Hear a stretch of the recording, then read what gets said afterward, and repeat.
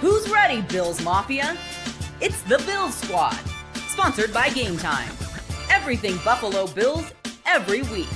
Breaking down the big hits and game-changing plays the way only the Locked On Podcast Network can. Nobody circles the wagons like the Buffalo Bills. So gear up and squad up. The Bills Squad show starts now. And welcome in, Bills Squad. It is time once again for the Bills Squad show. I'm your host, Jeremy White. Jerry Ostrowski with me today. No Joe Marino, so your eyes do not deceive you. Joe's out today. We are going to run into this from time to time, get the three of us together for the exact same time twice a week. There's going to be gaps, and Joe can't make it today, so it's me and Jerry O, and we'll have some guests along the way, something that we had planned to do throughout, and once we get, into the meat of the season, I think we'll do that a little more regularly. But Howard Simon is going to join us coming up next segment.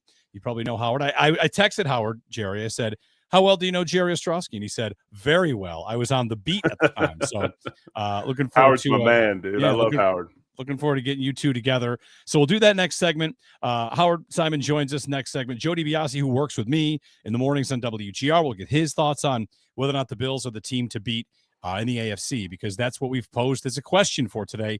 You can chime in, comments, questions, especially that there's just the two of us. We've got a little more room for what you guys can put in here on the YouTube chat. So welcome in. This is the Bills Squad show. Plenty to get to. 83 days from the start of the regular season for the Buffalo Bills, and away we go. But before we get into whether or not the Bills are the team to beat, the squad to beat in the AFC, the team did announce some sad news that a legend that maybe not too many people know this name. I'll confess I didn't know the name, but immediately upon reading about Stu Barber, who just passed away, quite an accomplished career as a football player, part of the Bills back in the AFL days, and he passed away just shy of 87.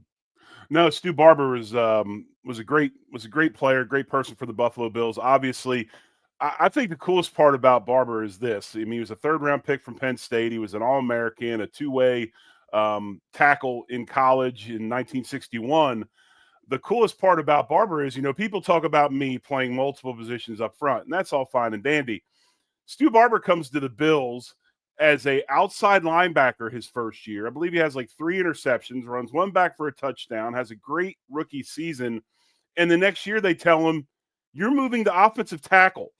and we've seen in the past where we've had defensive linemen go to offensive line. I mean, Reuben Brown, for instance. Reuben went to Pitt as a defensive lineman, moves to guard or offensive tackle, then, of course, has a storied career in the NFL as an offensive lineman. But I don't know if anybody's ever moved from outside linebacker to offensive tackle, and obviously had a wonderful career with the Bills, and then moved on into the front office for the Bills, was part of the college scouting and all that, and moved up accordingly. So, sad news, Stu Barber just short of 87, but an absolute legend for the Buffalo Bills, and somebody that needs to be recognized. Yeah. As you're saying, linebacker to offensive line, I wonder if Michael Hoyt could do it. He's the modern day, move around guy. Jerry, how about just your experience with offensive line versus defensive line? How much did you ever dabble on the defensive side of the trenches? Well, I played defensive line in high school. That was about it. Middle school and high school. And then when I got to college, it was straight offensive line. It's something that a lot of guys have transitioned from. There may be, when you put them on the defensive line, they're not quite as athletic as the other guys, not quite as twitchy. Then all of a sudden you move them to O-line and they become, they're premier athletes at that position. It's a move that's happened many, many times in football. And it's something, if you can identify it as a coaching staff, those guys that can transition over, you usually get guys that are, really good players. And but seriously, though, I mean, you talk about Hoyt. Hoyt's been 300 pounds. He was 300 pounds when he was at Yale, I believe.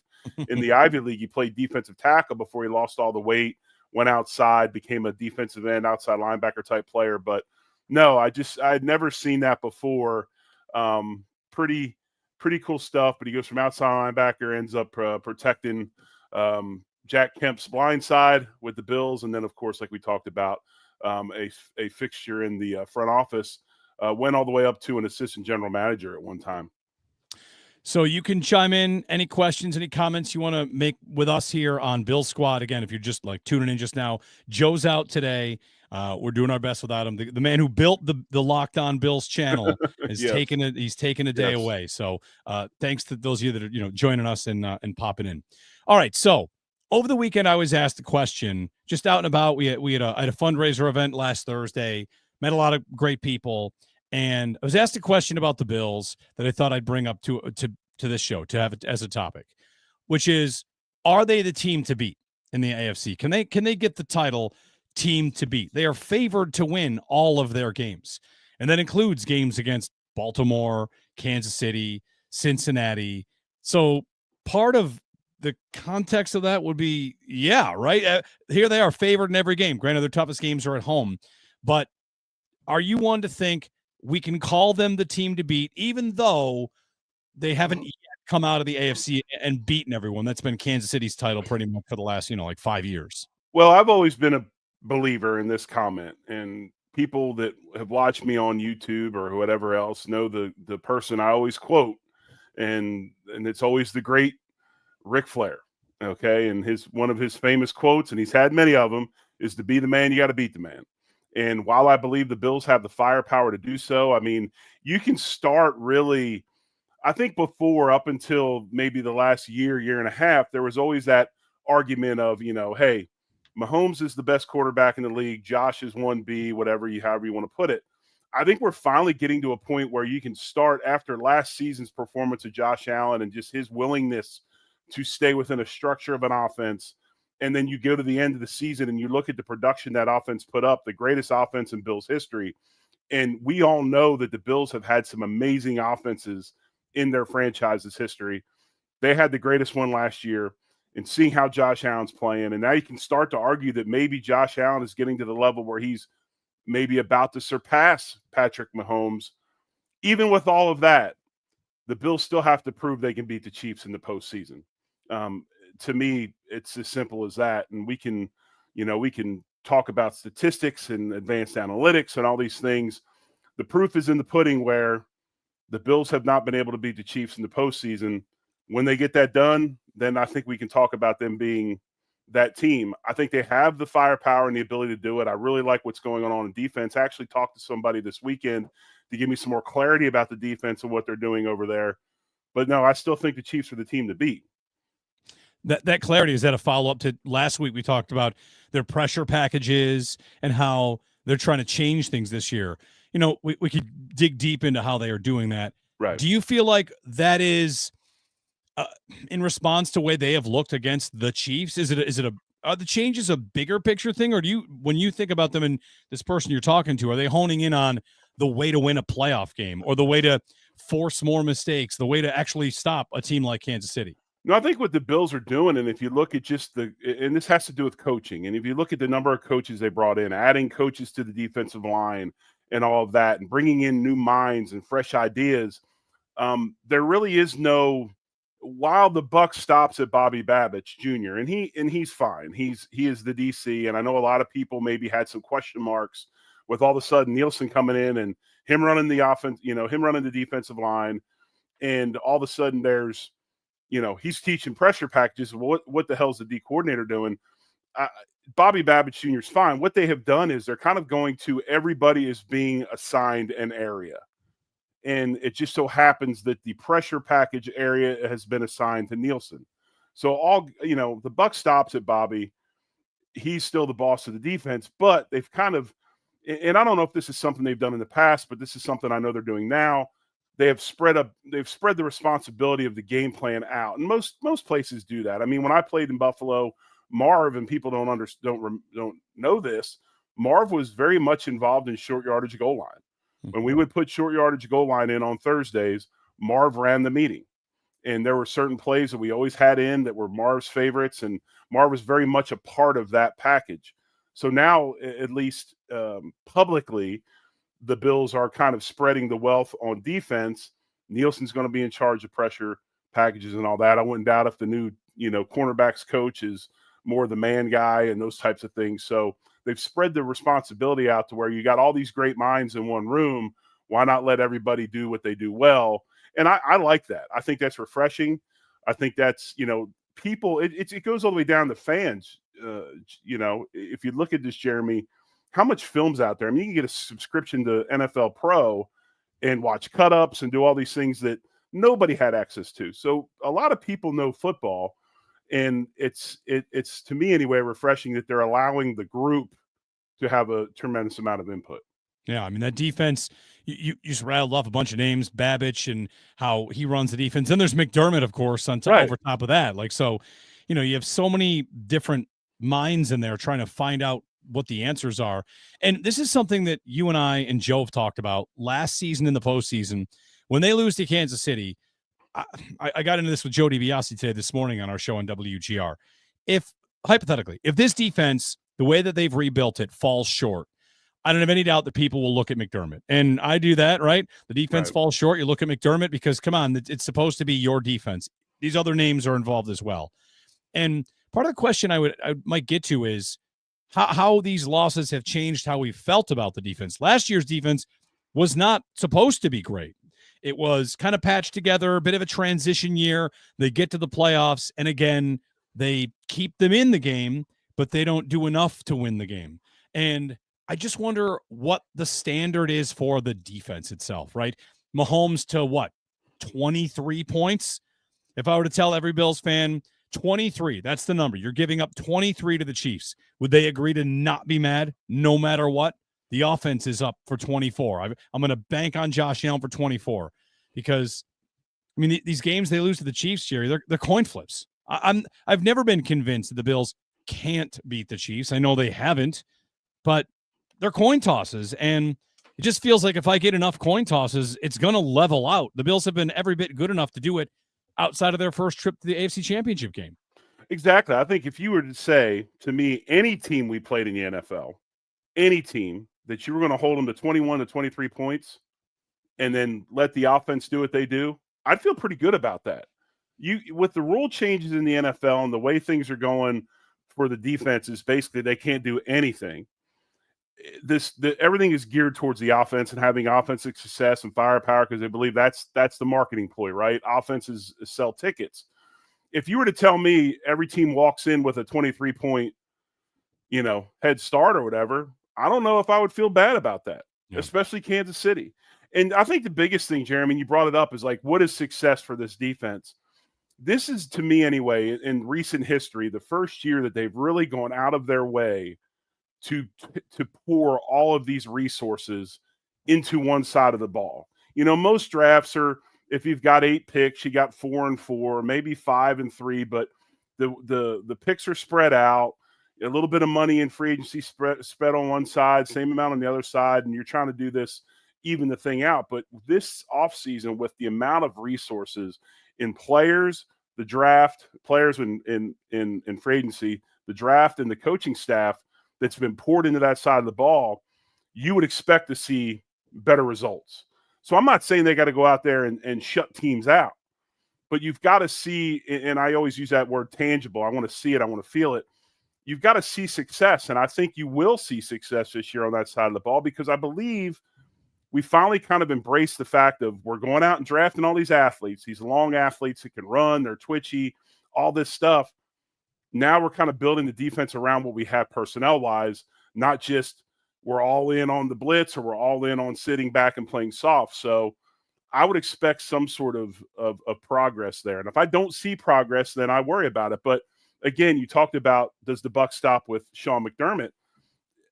It stops that way on both sides of the ball, or I should say all 3 sides. I feel like most Bills fans are confident. Part of that question I mentioned, I was asked a question this weekend, just kind of out with other Bills fans.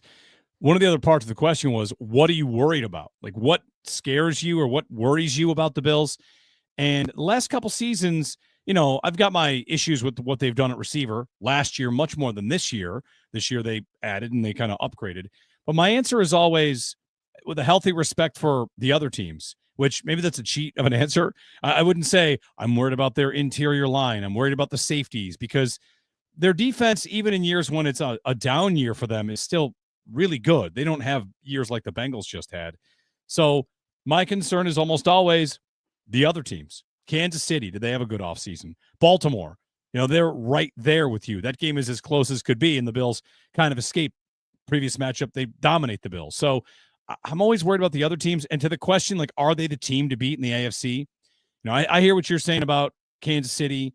I think they should be the favorite to win the AFC, given the way that the schedule lays out, likelihood of the 1 seed, the favorite in every game, all the tough games are at home.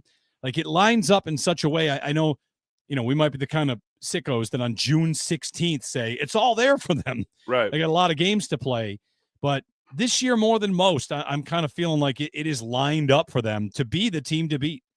No, I agree with that. My biggest concern for the Bills always is player availability. It's the injury report week in and week out. I feel like one of the things that tends to sabotage this team, especially on the defensive side of the ball, is the availability of their starters. I can't tell you the last time we've rolled into a game where all the players that we want to be on the field as starters have been available to start. I mean, we start the season last year without Milano. Bernard misses some games. You know, the list goes on and on and on. Then the safety issues. Benford, has issues with concussion. So if the Bills, to me, can stay healthy. Now, one thing I do like is I think they've increased their depth. I really do, especially on that side of the ball. They seem to have depth on offense for quite a while. They have the offensive lineman that can step in, play a game or two, things like that. And obviously, we all know there's one irreplaceable person on that side of the ball, and that's Josh Allen. But my whole thing is always availability. And if the team can stay healthy for the most part, get their starters on the field, I feel really good about them and their playoff push. It's the Bills Squad show. No Joe Marino today, unable to be with us today. We expect him back on Thursday, and we'll take your comments, your questions. We'll get a break in and bring this conversation to Mr. Howard Simon, former co-host of mine at WGR Sports Radio 550, friend of yours. So yes, you sir. two go way back in the day. So Howard Simon joins us next. You know, some guests. We've been waiting to bring some guests on. We're using today as an opportunity. So Howard Simon coming up next here on the Bills Squad show. There's nothing like the NBA playoffs, the intensity, the buzzer beaters, the fans losing their minds is the kind of atmosphere you want to experience live. And this year's matchup in the finals already delivering, maybe upset alert, maybe not. But if you want in Game Time, makes it fast and easy to get seats, even for the biggest playoff games. Prices on the app actually drop closer to tip-off with killer last-minute deals, panoramic seat views, and no surprise fees. Game Time is a total game changer. So if you're on the app, you can get a 10% exclusive zone deal for the FIFA World Cup matchups. That's something you can take a look at. If you want great seats as low as $100 for NFL tickets, there's exclusive discounts there as well. You've got lots going on. Game Time from NBA to NHL to MLB. Take the guesswork out of buying tickets with Game Time. Download the Game Time app, create an account, and use Locked On NFL for $20 off your first purchase. Again, create an account and redeem Locked On NFL for $20 off. Download the Game Time app today. Last minute tickets, lowest price guaranteed.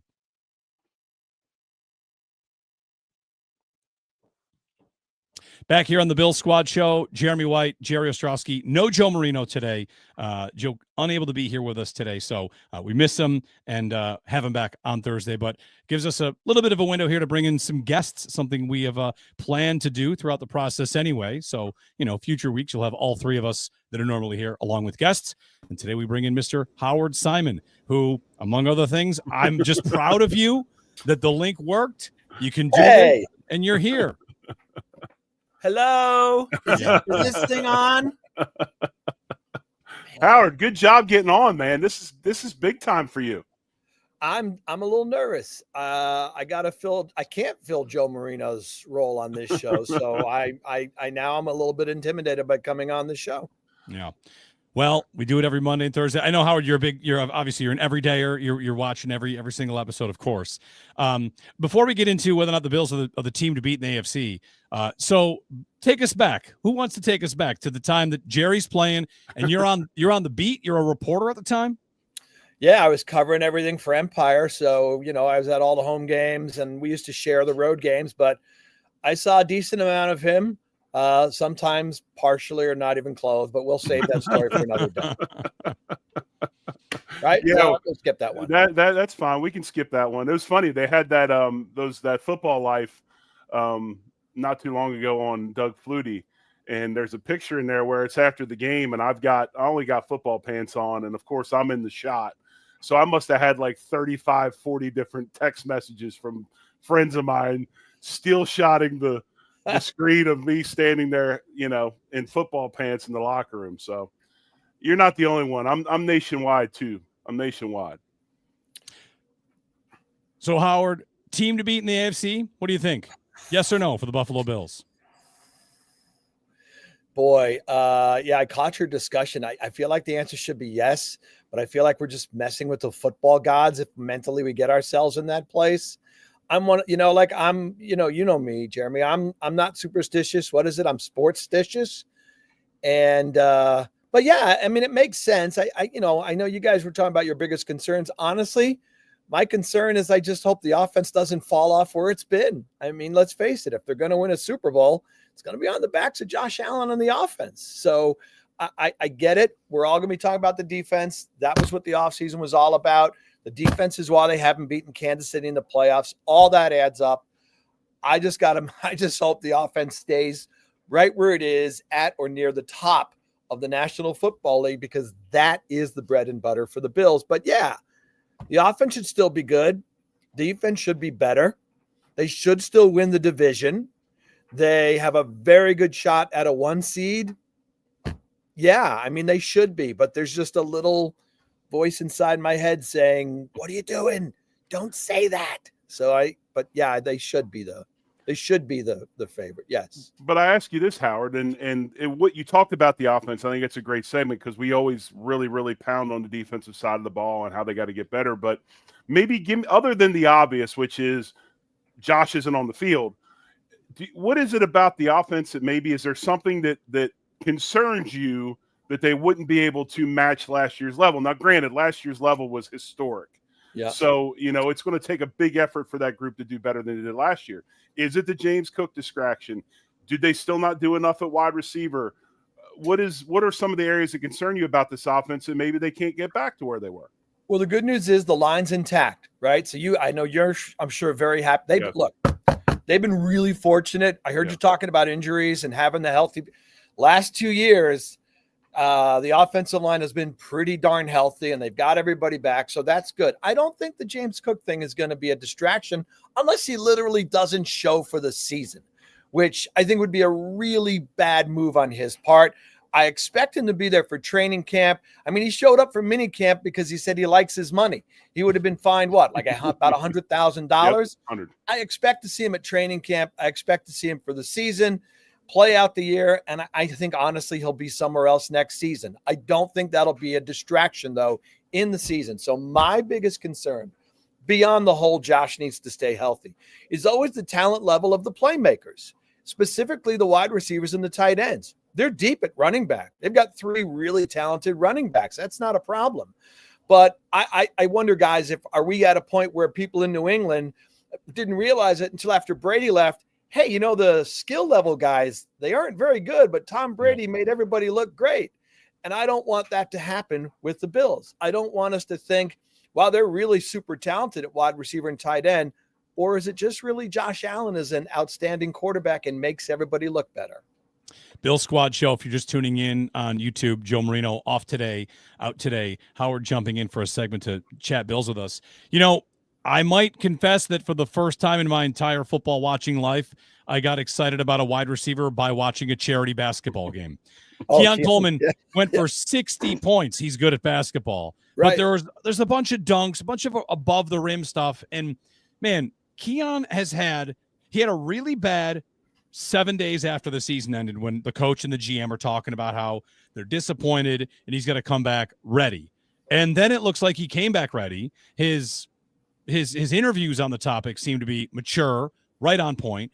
Beans glowing about him again, saying, you know what, we were a little harsh, and he took it the right way, and he's ready to go. And now I can't go 3 days without seeing something from Coleman that gets a little bit, gets me a little bit excited, because I do think this offense probably needs one more breakout guy or one more really reliable guy to kind of be the Mac Hollins, but more.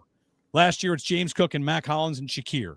And this year it's going to be James Cook and Shakir, and maybe that's Kincaid, maybe that's Coleman. I do think, who knows if it works out. I think Coleman's taking really important steps right now, and if it doesn't work out, so be it. But it's not because the kid's not trying. I think he looks like he's really putting the work in.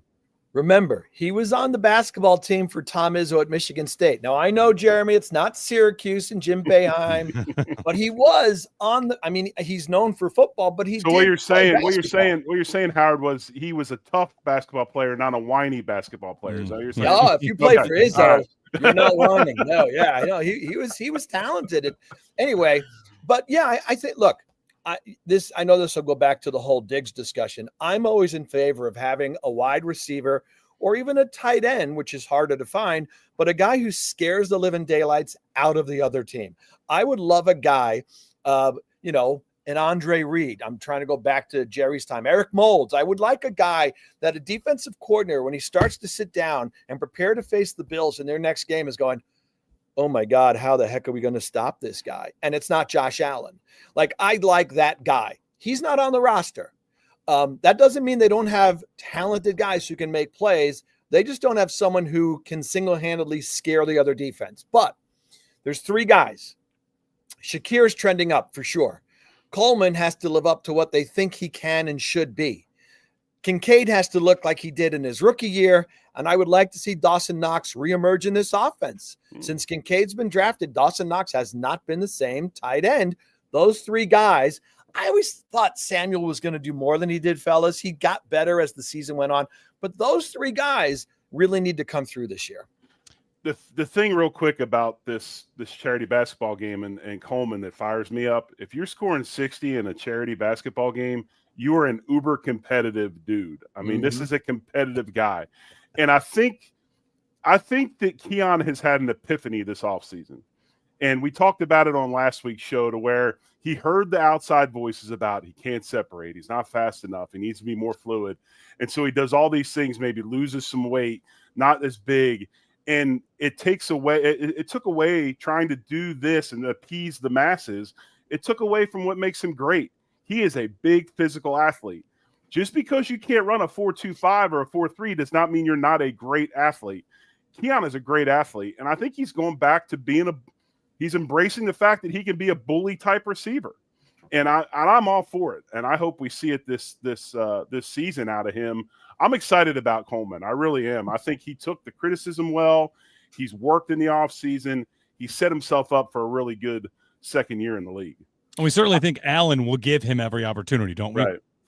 I would think so. And Jerry, I'm just, reflect back on your career in the NFL. I'm going to guess you might have seen a few guys over the years who came in, whether a first-round draft pick or not, successful in college, came into the NFL, and year one was somewhat of a rude awakening. Yes. You realized, I got to be a little more serious in the offseason. This is a little better level of competition I'm going against. I think the biggest thing for young players, and, I saw with Eric Moulds, is when that light switch goes off and they realize, I'm that dude. That I am that guy. And when they embrace it and they have the confidence, man, it's the sky's the limit. And I'm seeing that out of Coleman right now. It's got me excited. The quote we had from him last week, we put it up on the show, was, "I demand greatness from myself." That's something that he said. And it's also interesting because, again, if Allen starts to really lean on him and really trust him, the numbers wise, the sky's the limit, because he said at the Carmelo Anthony podcast, or one of the ones, he's been everywhere this offseason, he thought he was going to get 1,000 yards. Like halfway through the season, he's like, I'm rolling. This is great. I'm going to get fed. And then he suffers the injury against Miami, and he said the offense kind of moved on without him. And Jerry, I wonder about that specifically. Like, you could say how a guy learns how tough the competition is. You might also have a lesson in there where, sure, you can catch the ball, but we started winning games when you weren't out there. Right. And congratulations on coming back. You kind of got to earn your spot within your own team again. Oh, there's no doubt. I tell this story all the time. After I suffered a broken leg, I had a tibial plateau fracture in the preseason, and I'm up in the press box for the first game of the season against the Steelers, and I'm by myself in this, and I'm looking, I'm like, damn, all the people showed up. And then I'm like, wow, there's another guy lined up where I line up. And holy hell, they just scored, and I'm not a part of this. And you realize real quick, the train's moving on whether you're on it or not, right? Yeah. And these young kids, when they finally realize that, it's a learning experience for them. But I think the biggest thing with Coleman's going to be with Elijah Moore, with Palmer. I think we finally have some receivers now. Instead of all of our routes and everything being so compressed, we got some people to run some clear out stuff. And if they win, great, Josh will hit them. But now that's going to free Keon up to do what he does well in tight spaces. And I think that's the biggest thing is not only is Keon maturing and understanding things, I think the room's better, and it'll be better for everyone in the long run. Quick question. Jerry, did you anticipate the team forfeiting that day? Because I did. Okay, Yes, I did. clarify that. I couldn't believe Just to make sure. the motorhome people still showed up on Thursday at night. I was like, did they not get the memo? I'm not playing this weekend. I mean, I'll be back in 10 weeks and we can start this up again. Howard Simon here for a little bit with me and Jerry, Joe Marino out today. Before you go, Howard, I want to get you on something else. So you're on Leading the Charge with Matt Beauvais and Joe Biscaglia. And Beauvais, we're going to get on this show maybe in a week or two because they've got a new feature at Channel 7. So for Bills fans out there that want to check it out, he's doing a 7-part retrospective to remember Highmark Stadium, going all the way back to when it was built to pretty much the final season. And looking forward to kind of looking at that. He interviewed voices from all these generations, from the drought to the 70s to everything, like moving into the stadium, how it felt, state of the art at the time. And I wonder about you two for like a quick, just to share a stadium memory. Is there a game that jumps out that's number one? He said the number one answer was the comeback game in 51-3. Like those were the two that most people referenced, but each is going to have their own. So when it comes to best memory, I mean, if it is one of those two, it's fine, of course. But how much will this year, will looking back be a part of what you do when watching the Bills? I've talked to so many people, Bills fans, who keep telling me they're not season ticket holders, and they're all like, I got to get to the stadium this year. I've got to buy a game. I got to go on the secondary market. I've got to make sure I get there one last time to be there. So for me, I got three quick things. One, it would have been the comeback game, would have been number 2 on my list, but it wasn't because I was not at the comeback game. I was watching that game in a hotel room in Stamford, Connecticut. I was doing Niagara basketball at that time, and I happened to be traveling with the team, so I literally missed the comeback game, but I watched it on TV. Yeah, Did you tape it and watch it back through? Because you could have avoided spoilers back then, right? Like, yeah, there was no social media. You're right. I didn't think about that, Jeremy. No, I watched it live in my hotel room, yelling and screaming. Although I don't think I turned it off at 35-3. I'm pretty sure I stayed through the whole thing. 2. So mine are 2. 51-3 is 1. But I actually want to bring up a game. I mean, the result meant nothing. In fact, it's a game the Bills lost. The home opener in 1989, they had a Monday Night Football game against John Elway and the Denver Broncos. That was my very first game in the stadium. I was not working it. I just went with someone I was working with at my radio station at the time. We got tickets and we went out, we tailgated and sat in the stands. Now, I'm not from here originally. I grew up on Long Island. I was aware of what being a Bills fan was because I went to Buff State from 80 to 84. So I knew what the football team meant, but I never went to a game at the stadium. When we drove into the parking lot that night, and I'm looking around and there's this massive party going on. And I thought, this is incredible. And then you go into the stadium and you hear how loud it is. I mean, it's Kelly versus Elway. It's a Monday night game. But just to experience that firsthand after watching all the games on TV, honestly, it gave me a much better appreciation for the relationship between the football team, the fans, and the community. So I'll always remember that because it's one of the greatest in-game experiences I've ever had. 51-3, no question. 51-3, not even a doubt in my mind. To be in the building, that I worked. Super Bowl. To be in the building the day the Bills clinched their first Super Bowl berth in franchise history, and the way, 51-3. At halftime, people were calling travel agencies and booking plane reservations for Florida. I mean, it was incredible. I'll never forget that day because it was just an unbelievable high. That has to be number 1. One potential irony is that 51-3 is not the game that's known as the perfect game, which that's the one for me. 47-17. The Bills won by 30 on the perfect game. Yeah. And the game you're talking about, they won by 48. Talk about party scenes. No, I had a couple. I think the Jacksonville game was always, when Flutie we're going to run the ball and Thurman, I think there was confusion. Flutie does the improvised bootleg and we win. And if you remember, I think if I remember correctly, correct me if not, that was earlier in the year, I thought, and we were like 0-3 or something like that. And then we came back or whatever. But that game, and then also we played a wild card game against the Miami Dolphins where, hell, Timmy Tyndale scored a touchdown. And that was Don Shula's last game ever as the head coach of the Miami Dolphins. But the two games that stick out to me are, I wasn't even on the roster yet. I was on the practice squad. And that was the playoff game when it was really cold against the Kansas City Chiefs. And literally right in front of me, Bruce Smith ended Joe Montana's career right in front of me on a blindside hit, which was one of the biggest hits I've ever seen. And then the next week, when they just beat the living bejesus out of the Raiders to go back to the Super Bowl, and that was another one of those types of games. But I just remember it being like 30-some below and wind chill and how cold it was, and just that was like the epitome of Bills football to me. You know, you mentioned the wild card game. I think I have this right, although I think it happened every time they played Miami in the playoffs. Thurman went nuts in that game. He I forget. There was a playoff game against Miami. No, that was it. Like they were trashing Tom Olivedotti's defense all day long. That was it. And that Thurman, right? Yeah, he Thurman had yards. No, Thurman had I think over 200. No, we had over 200 and some yards of rushing. That's how much. Like 250 some yards rushing.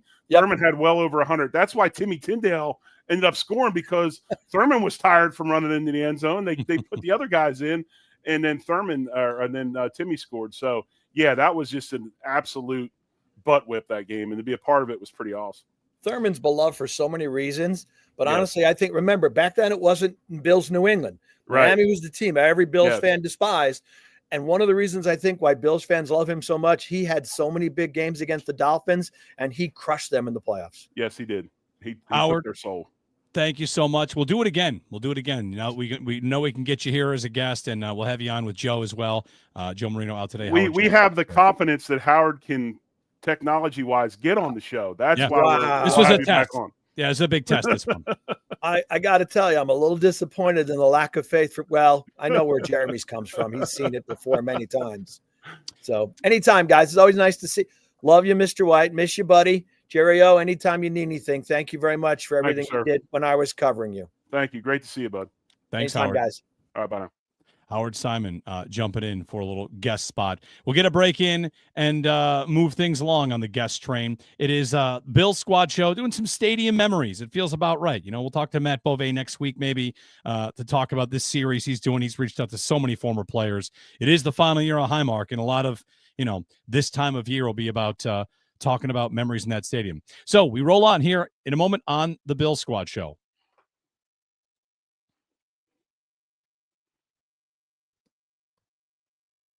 All right, Bill Squad Show continuing. Jeremy White, Jerry Ostrowski, and no Joe Marino today. He's out today. He's scheduled absence. A lot of the comments are, where's Joe? He'll be back.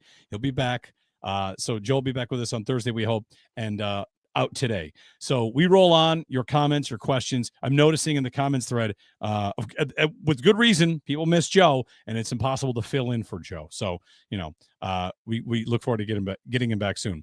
The Rolodex, my Rolodex is not that big. It goes from my old co-host to my current co-host, Joe DiBiase, who jumps in. I reached out to other people, Jerry. I promise that I started some, you know, future feelers out there. We're going to get Matt Bove. You know, we'll get some people.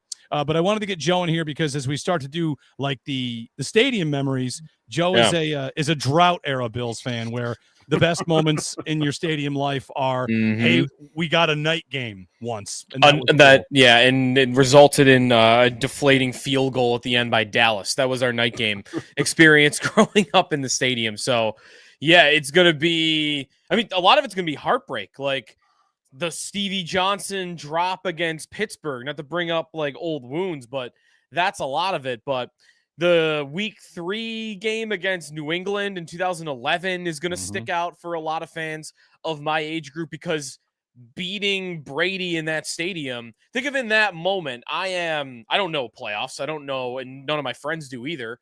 So they haven't beat New England in front of us in that stadium in 8 years. So I'm 16 in 2011. I was 8 the last time they beat Tom Brady in the stadium.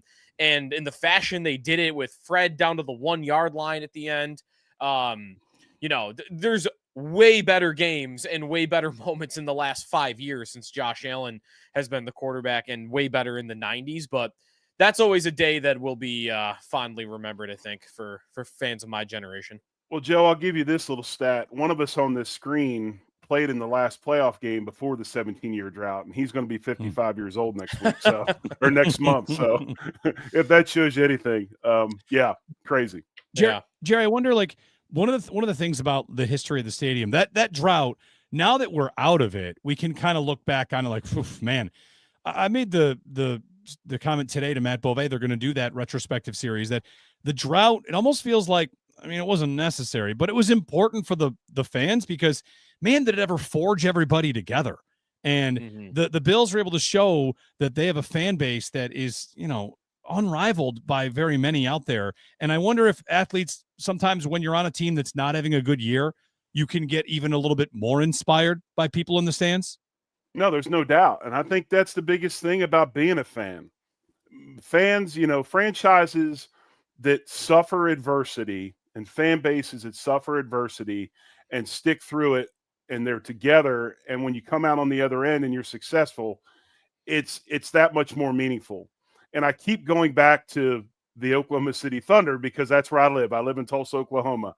And they'll have a bad quarter and they're losing their minds. Like they're ready to I'm going to go like the Mavericks and this is I'm like, you people don't get it.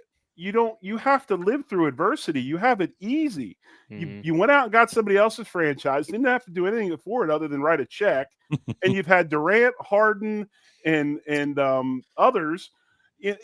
You don't understand what it's like to go through 17 years. But that's as miserable as 17 years is, and I think Joe can attest to this because you got into it when we were in the middle of it.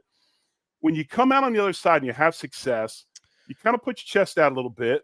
I've been through this. I lived through it. I suffered through it.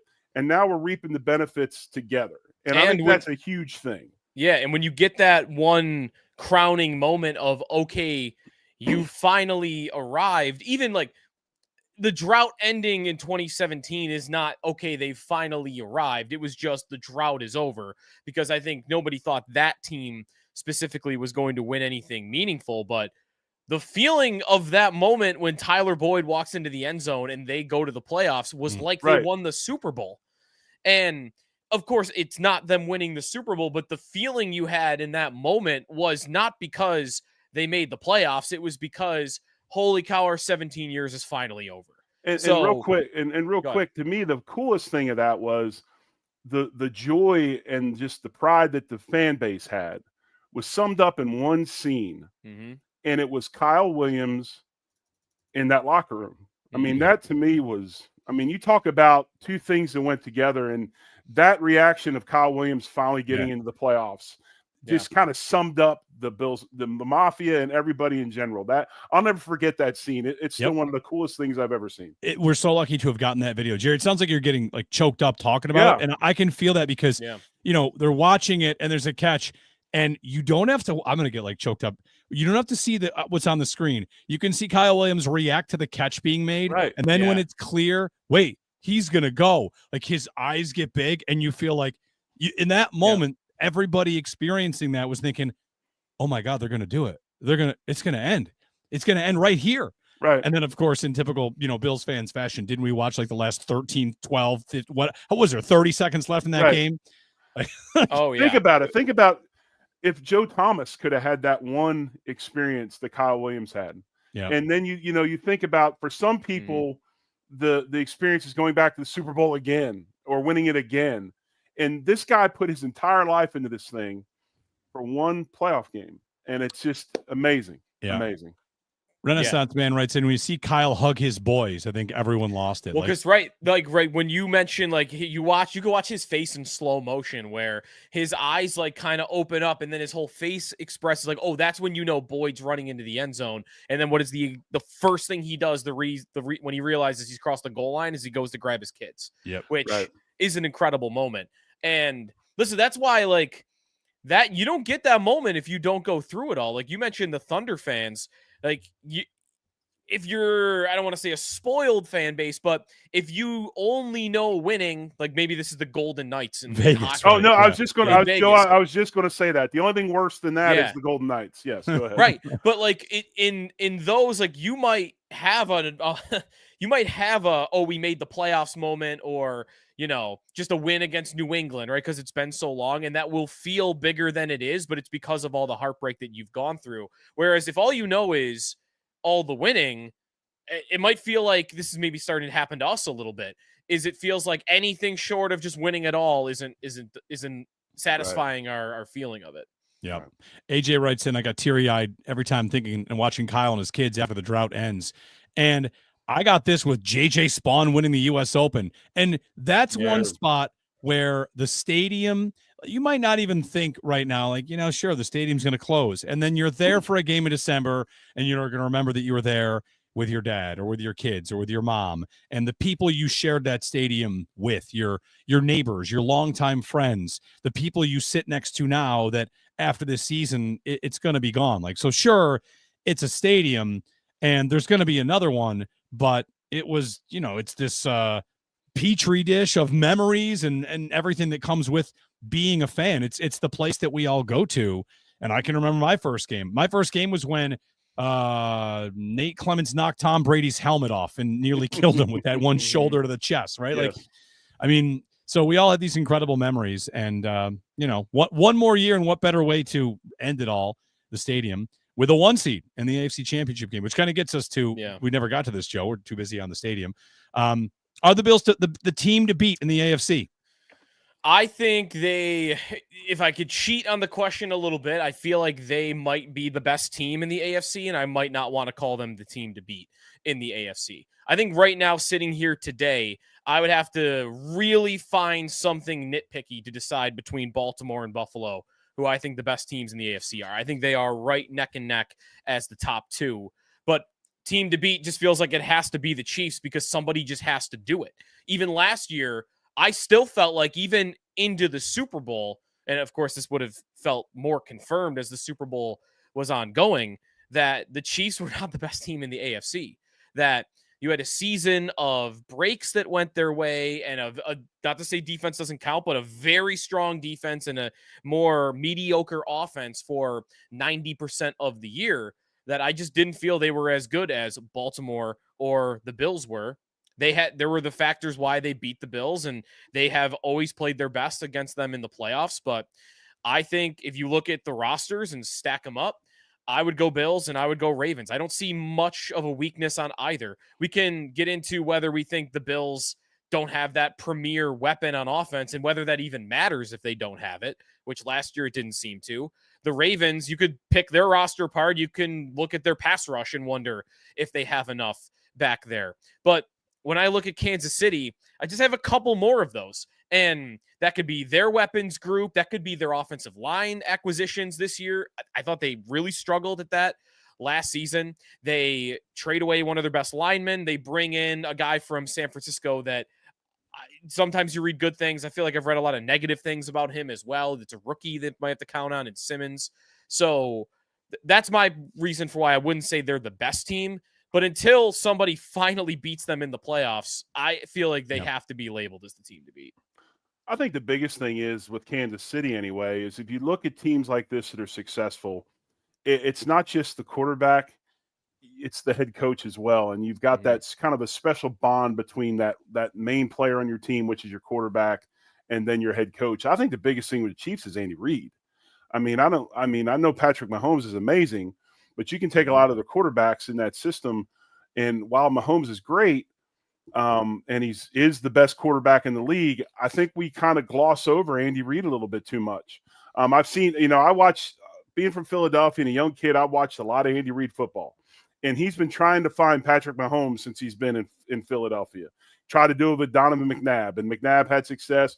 McNabb maybe didn't have the mental stuff that Mahomes did, but he was a great quarterback. And all these quarterbacks he's tried, Michael Vick, he's tried to, and now he's finally got his ultimate quarterback in Kansas City. So while Mahomes is great, and that franchise and got really good players, I think we gloss over Andy Reid a little bit too much.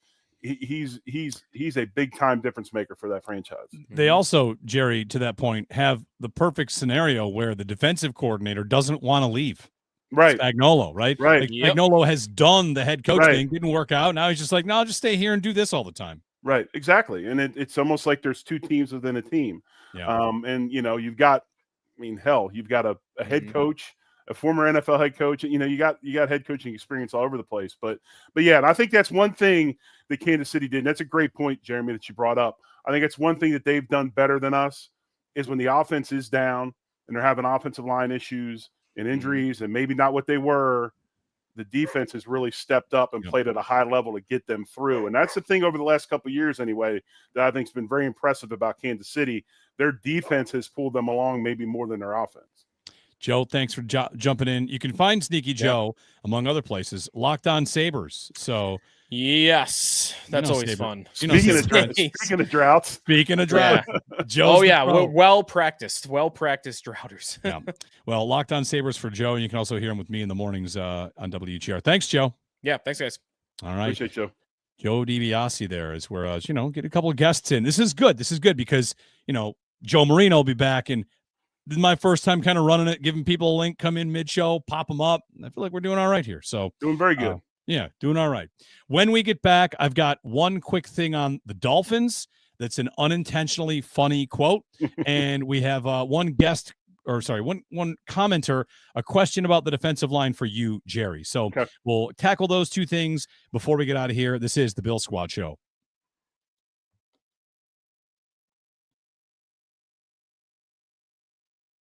All right, final segment here of the Bill Squad Show. Jeremy White, Jerry Ostrowski. No Joe Marino today. We expect him back on Thursday, and we can tell him all the things he missed here today.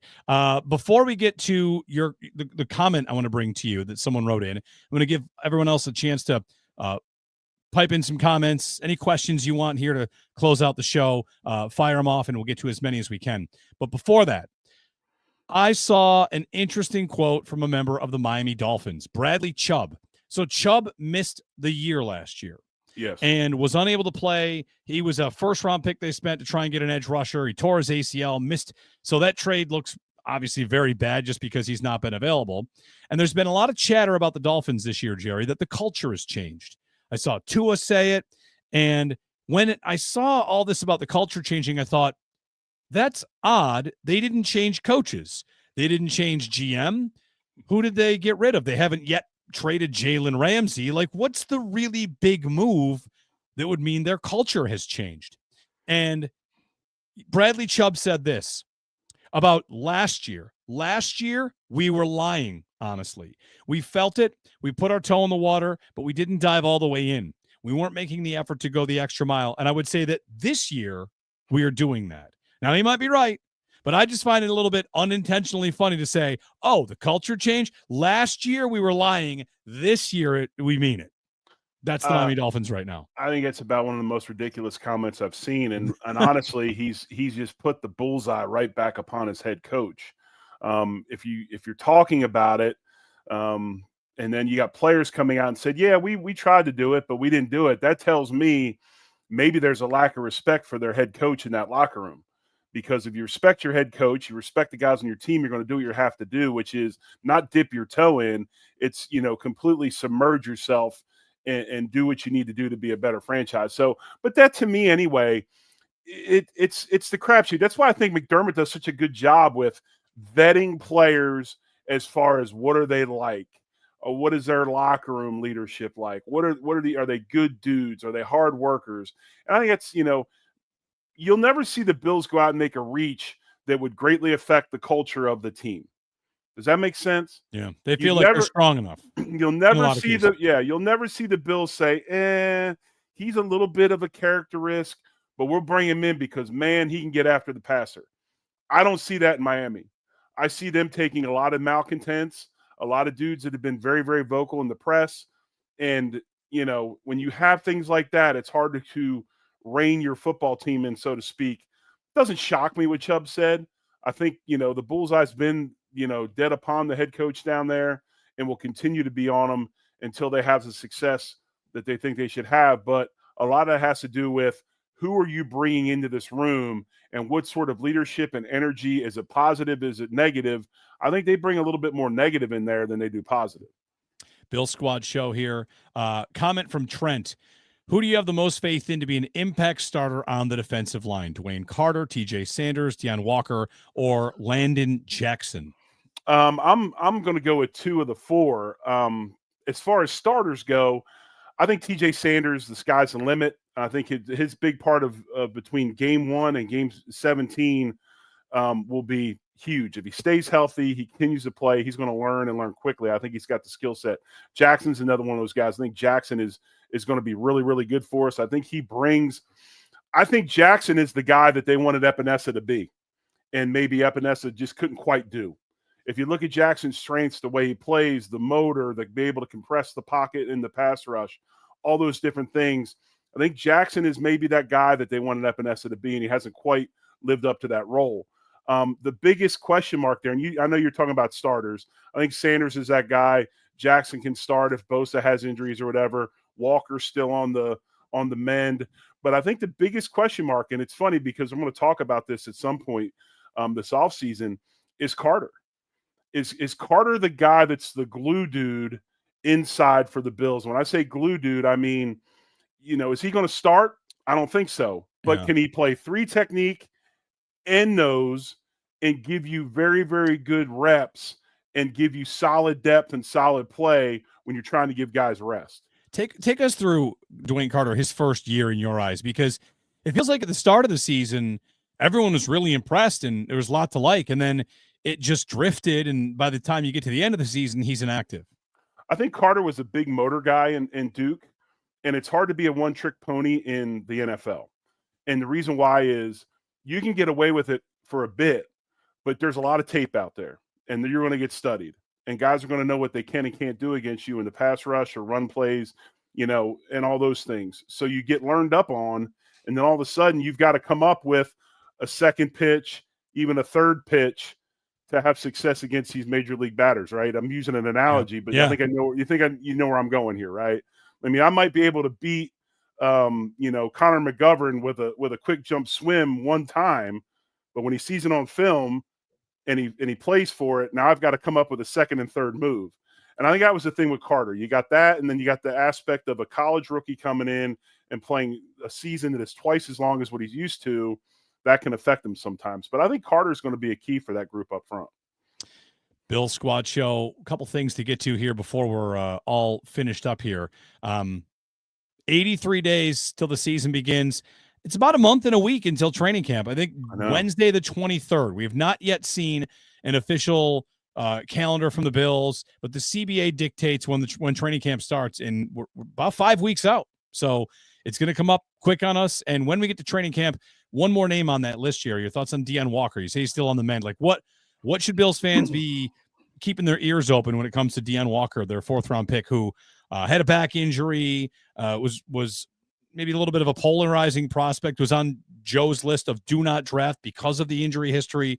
So what do you think the timeline is for Deon Walker, and what should Bills fans be looking for at camp? I think when you go to camp or you go to practice and you're watching Deon Walker, it's just the fact that is he out there? Is he doing drills? Is he taking part in team reps? Because they're going to continue to slowly bring him along. And obviously by his draft status and where he was picked, he's not going anywhere. Could they put him on the IR and save him for next season? Of course. And I think that's something that might be viable. You put him on the IR with the back, you give him a whole year to rehab and those types of things. That might be maybe where we're heading, especially with Carter and Sanders and Ogunjobi. And you start looking at numbers and you're like, wow, that's a lot of people, right? So this might be a guy that you put on the IR because of it. But I think the biggest thing is we've seen his reps increase in drill work. Do we see his reps go now to team, and do they increase? So as long as he's available and he's continuing to be out there, that's a good thing. If all of a sudden we go to practice and we've got long stints of him in a red jersey, that's when you start wondering and you start getting worried about it. Very good.